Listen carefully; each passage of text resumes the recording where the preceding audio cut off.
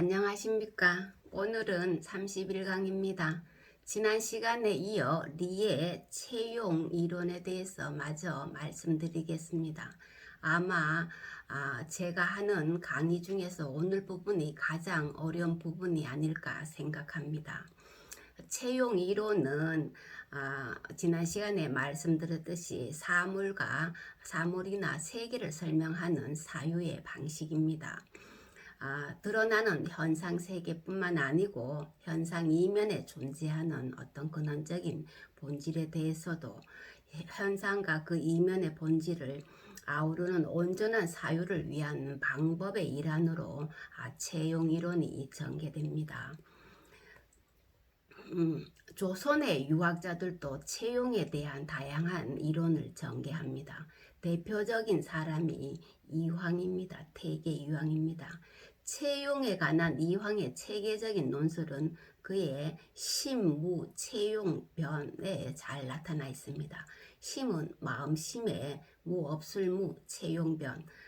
이거는 마음의 채용에 관한 김치려라는 어떤 제자의 질문에 대답한 글입니다. 먼저 이황은 채용을 두 가지로 분류합니다. 형이 상인 리의 세계에서의 채용과 형이 하인 현상 세계에서의 채용으로 구분하고 전자를 도리상에서 말한 것, 후자를 사물상에서 말한 것이라고 표현합니다. 사물상에서 말한 것으로는 예를 들면은 배가 물에 다닐 수 있고 수레가 육지를 다닐 수 있는 어떤 가능성, 원리는 체가 되고 실제로 배와 수레가 물과 육지를 다니는 것은 용이 됩니다. 실제로 수레가 육지를 다니고 배가 물을 다니는 것은 용이 된다는 거죠. 그렇게 다닐 수 있게 하는 어떤 가능성은 체가 된다는 것입니다. 이것은 일반적으로 말하는 현상 세계에서의 채용 관계를 말합니다. 사물상에서의 채용 관계를 말합니다. 그러나 태계는 도리상에서의 채용 관계를 설명합니다. 그러나 이황은 더 나아가 형이 상의 리의 세계에서도 채용 관계를 적용하는데 이것이 도리상에서 말한 것입니다. 도리상에서 말한 것으로는 예를 들면은 충막무짐한 가운데 만상삼연이라는 표현이 이것입니다. 충막무짐 은 아득하여 아무런 조짐이 없는 것을 말하고 만상사면은 온갖 사물들의 이치가 빽빽히 빠짐없이 갖추어져 있는 것을 말합니다. 여기에서 충막무짐은 체가 되고 만상사면은 용이 됩니다. 이것은 형이상의 리의 세계에 채용 이론을 적용하여 충막무짐이라는 리의 체와 만상사면이라는 리의 용으로 구분하여 설명한 것입니다. 여기에서 만상삼년이란 물론 현상세계에 드러난 실제적인 모습을 말한 것이 아니요 현상적으로 아직 드러나지 않았지만 이미 천지 사이에 온갖 이치가 질서정연하게 구비되어 있는 것을 말합니다. 만상삼년은 이치로서 존재하는 거죠. 현실 속에 현상으로 드러난 것이 아니라는 것입니다. 이거는 형이상의 세계를 말합니다. 그래서 오늘 강의가 가장 어려운 부분입니다. 형이상의 세계를 체와 용으로 구분하여 설명하기 때문입니다. 그렇다면 이항은 무엇 때문에 형이상인 리의 세계까지 채용 이론을 적용하였을까요? 이것은 그의 중요한 이론인 이동, 이발, 이도의 이론적 근거를 제시하기 위한 것입니다. 태계의 이론은 이동, 이발, 이도로 대표할 수 있는데 이동은 이가 스스로 움직인다는 것이고 이발은 이가 스스로 발한다는 것입니다. 드러난다는 거죠. 발동한다 뭐 이렇게도 합니다. 그리고 이 도는 이가 스스로 이룬다는 것입니다. 예를 들어서 내가 어떤 대상을 인식할 때 내가 사과를 볼 때 나의 주체가 사과에 이르는 게 아니고 나의 주체 인식이 사과에 이르는 게 아니고 사과의 리가 나의 주체로 이른다는 말합니다. 이게 바로 태계의 리도설입니다. 대상의 리가 주체의 나에게 이르는 것입니다. 이러한 이동, 이발, 이도의 어떤 이론적 근거를 제시하기 위한 것입니다. 이발은 그의 4단 7종에서 이가 스스로 발현한다, 드러난다라고 이렇게 말하죠. 4단은 이발이라고 표현하는 것을 말합니다.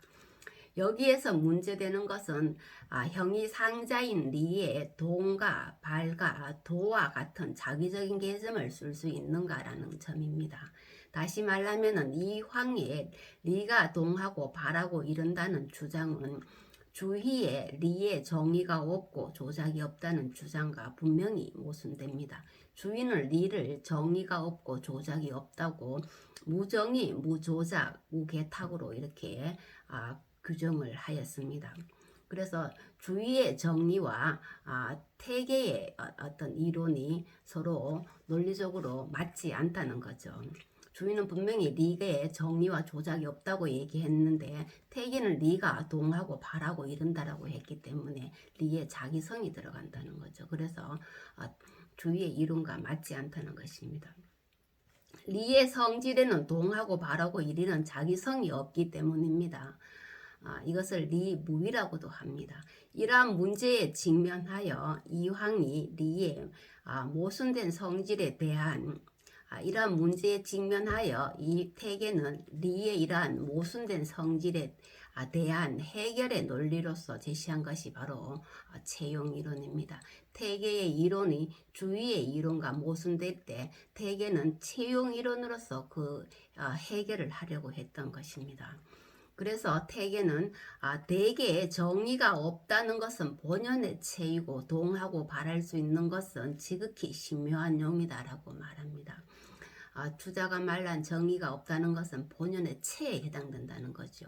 그리고 태계가 말하는 발하고 동하고 이른다는 것은 도한다는 것은 바로 지극한 신묘한 용이라는 거죠. 리의 용에 해당되기 때문에 서로 모순되지 않는다라고 이렇게 말하는 것입니다.